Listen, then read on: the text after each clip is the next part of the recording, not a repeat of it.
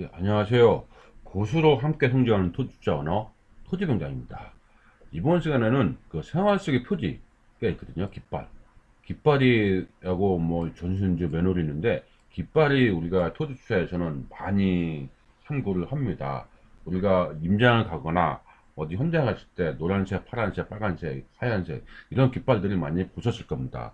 그에 대한 깃발이 과연 뭔지 이게 궁금하신 분도 꽤 있는데 어떤 내용들이 있는지 하나씩 살펴보는 시간입니다. 투자에서도 그 중요한 그 어떤 그 안내 역할을 하니까 등대 역할을 하는 거죠. 보겠습니다. 클릭하면 바로 이제 이렇게 형아색 표지가 나오죠. 그래서 여기 그림도 있죠. 이렇게 2019년에 했었네요. 통신, 전기, 성수도 이렇게 되어 있습니다. 어떤 내용인지 가볍게 한번 보도록 하겠습니다. 현장 답사하다 보면 빨강, 파랑, 노랑, 흰색 깃발을 보게 됩니다. 어떤 의미가 있을까요? 깃발로 현재 상황을 알아보겠습니다. 이미지를 제공할 분도 이 이미지가 있죠. 그래서 땅 위에 삼각깃발 이렇게 있죠. 삼각깃발.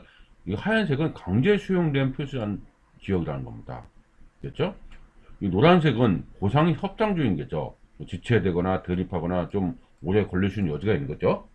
그러니까 이걸 보고서 현장에 가서 우리가 파악할 수가 있는 거죠. 개발 현장이 보상이 원활히 진행 중인 토지는 요 이제 파란색이죠. 노란색이 많다는 얘기는 그만큼 지체되고 있다는 표시입니다.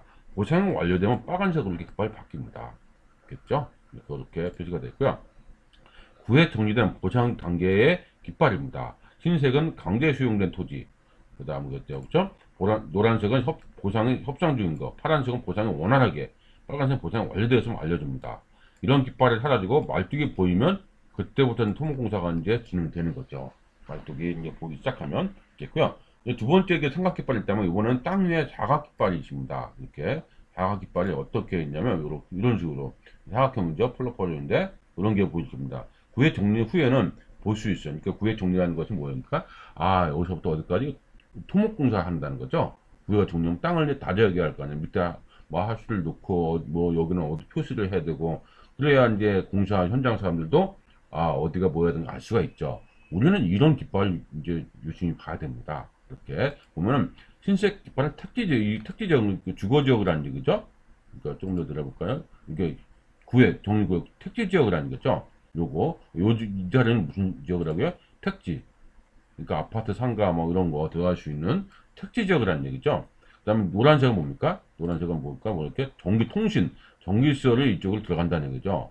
이쪽으로. 통신 전기시설이 메인 같은 게 들어갈 수 있는 위치라는 겁니다. 이렇게 있고요. 그 다음 상수도 도시가시는데 파란색. 그쵸? 파란색. 그러면 이건 이제 빨간색은 도로. 있죠? 도로. 도로 부분이겠죠. 도로 이 부분입니다. 그래서 이렇게 나와 구획 정리에 보시는 깃발이 이렇게 표시가 이미지가 잘 되어 있습니다. 이렇게 있고요. 보시는 깃발이죠. 그러니까 이거 보면은 아 빨간색이 들어가면 이게 도로가 이렇게 지나가고 저렇게 지나가고 알 수가 있는 겁니다. 택지는 흰색이니까 아 이 자리에는 뭐 아파트라든지 뭐 상가자가 들어갈 수 있네. 우리가 생각할 수가 있는 거죠. 이거는 통신이라든지 상수도 그렇죠. 깃발 의미가 있습니다. 있고요. 구획 정리 후에 볼 수 있는 깃발입니다. 이렇게 나와 있고 흰색은 택지죠. 노란색은 통신, 전기, 파란색은 창수도 도시까지, 빨간색은 도로란 거죠. 그리고 이런 것은 개발을 보면서 우리가 알 수 있지만 일상적인 표식도 있습니다. 이렇게 어떤 내용이냐면 이렇게 우리가 전신주를 보면은 이런 거 많이 보일 겁니다. 전신주에 이렇게 노란색 되어 있죠? 이건 무슨 표시입니까? 광고물 부착 금지 표지판입니다. 부착하지 말라고 그런 거죠. 여기다 하면 과태료 나올 수 있습니다. 그렇죠? 과태료 나올 수 부과할 수 있습니다. 부가 이제 안 당해서 그렇지 과태료 꽤 나옵니다. 그러니까 삐잖아요. 이건 이렇게 노란색 된 것은 하지 말라. 아니면 뭐예요? 울퉁불퉁 돼 있잖아요. 이런 걸 하지 말라. 하지 말라기 표시하게 되어 있습니다. 잘 붙이기 어렵게 되어 있습니다. 이렇게 했고요. 그 다음에 이런 거 전신주에 이것도 있습니다. 이건 뭡니까? 전신주에 있는 숫자. 이건 위도. 두 번째는 경도. Z254는 뭡니까? 이게 세부 위치를 알려주는 거죠. 그렇죠? 이렇게 알려주는 거 세부 위치입니다. 이거 사고 나면은 긴급하면은 내 위치를 모르겠다. 이 전신주에 이 번호 알려주면 바로 옵니다. 이게 긴급 출동이 된다는 거죠. 그러니까 의료혈라든지 뭐 하도 사고 났다. 이거 보여주면 됩니다. 이렇게 했고요. 그 다음에 이거 뭡니까? 그러니까 하수도. 그죠? 구멍 뻥뻥 뚫렸네요. 황수도. 이건 뭐예요? 구멍 막혔네요. 그렇죠? 조금만 그 숨구멍 같은 것만 있고 이건 도시가스 다 완전히 막혔죠. 그다음 경찰청, 그 경찰청 면허리고 어떤 뭐가 있겠죠. 그다음에 통신사 동그랗고 이렇게 통신사 이렇게 통 틀죠. 그다음 이거는 뭐예요? 소화전, 한전 이렇게 표시가 되어 있습니다. 조금씩 모양 틀려도 이런 면허리 있다는 걸 우리가 알 수가 있겠죠. 면허 뚜껑들입니다. 정말 다양하죠. 하수도 면허 이런 구멍 나 있습니다. 이렇게 그렇죠. 그래서 물이 빠지는 거죠. 비가 오면 이쪽으로 하수로 빠지는 거죠. 그렇죠? 상수 빠집니다. 이게 토지 개발이나 건축 수에는 아주 중요합니다. 우수강, 비우입니다. 비우. 우수강이라고 해가지고 뭡니까? 이게 있으면 건축 행위가 가능합니다. 왜? 오폐수 처리가 되니까. 오폐수 처리가 되는 거 아닙니까? 이게 있죠? 그래서 이게 우수강이니까 이게 굉장히 중요한 겁니다. 현장에 가면은 뭐 하수도 매뉴얼이 이런 우수관이 있는지를 확인 꼭 해야 되는 거죠. 그렇죠? 우수관이 없으면 우리가 개발할 때 건축허가 나오는데 상당히 어려움을 겪을 수도 있습니다. 이렇게 있고요. 오수관은 또 있고요. 뭐예요? 우수관, 비우, 좀 오수관은 악취 방지에서 구멍이 없어요. 역시 구멍이 없죠. 없는 경우가 오수관입니다. 그 오폐수가 들어가니까 이게 두 개가 있어야 뭡니까? 우리가 개발할 때 이 지역은 개발이 가능하다. 우리가 유추할 수가 있는 거죠. 그래서 하수도하고 상수도 유심히 보는 것이 좋죠. 그래서 하수도하고 상수도 면허는 유심히 보는 게 좋습니다. 이게 하고 깃발까지. 임장하실 때는 요걸 봐야 되겠죠. 그러니까 만약에 건물이 있다, 건축이 돼 있다.